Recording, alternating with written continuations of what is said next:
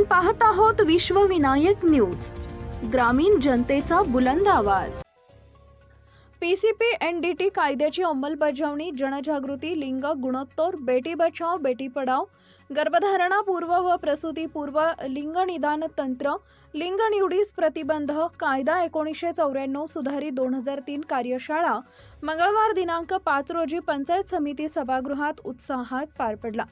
धाराशिवचे जिल्हाधिकारी व मुख्य कार्यकारी अधिकारी यांच्या सूचनेनुसार जिल्हा रुग्णालय धाराशिवचे जिल्हा शल्यचिकित्सक डॉक्टर धनंजय चाकूरकर व उमरगाव उपजिल्हा रुग्णालयाच्या वैद्यकीय अधीक्षक डॉक्टर कोमल गरड जाधव यांच्या मार्गदर्शनाखाली डॉक्टर उदय मोरे, डॉक्टर अनंत मुगळे, डॉक्टर आशा कदम, ॲडव्होकेट रेणुका शेटे प्रमुख यांच्या उपस्थितीत कार्यशाळा घेण्यात आली होती।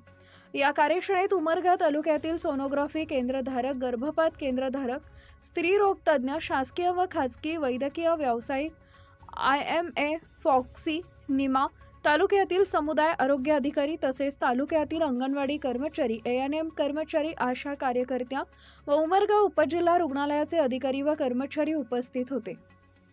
यावेळी वैद्यकीय अधीक्षक डॉक्टर कोमल गरड जाधव यांनी तक्रारीची अंमलबजावणी होऊन जर स्त्री भ्रूण हत्या रोखण्यात यश आलं तर तक्रारदारास शासनामार्फत खबरी बक्षीस योजनेअंतर्गत रक्कम ₹1,00,000 बक्षीस मिळवून देण्याचं आवाहन केलं आहे। ॲडव्होकेट रेणुका शेटे यांनी PCP-NDT कायद्याची माहिती दिली आहे। डॉक्टर आशा कदम यांनी लिंग गुणोत्तर मध्ये मुलींच्या वाढत्या घटसंख्येमुळे भविष्यातील धोके लक्षात घेऊन संतुलित लिंग गुणोत्तर राखण्याचं महत्त्व सांगितलं आहे। डॉक्टर उदय मोरे, डॉक्टर अनंत मुगळे यांची भाषणं झाली। मुरुम ग्रामीण रुग्णालयाचे वैद्यकीय अधीक्षक डॉक्टर महेश अर्दाळे यांनी अध्यक्षीय मनोगत व्यक्त केले।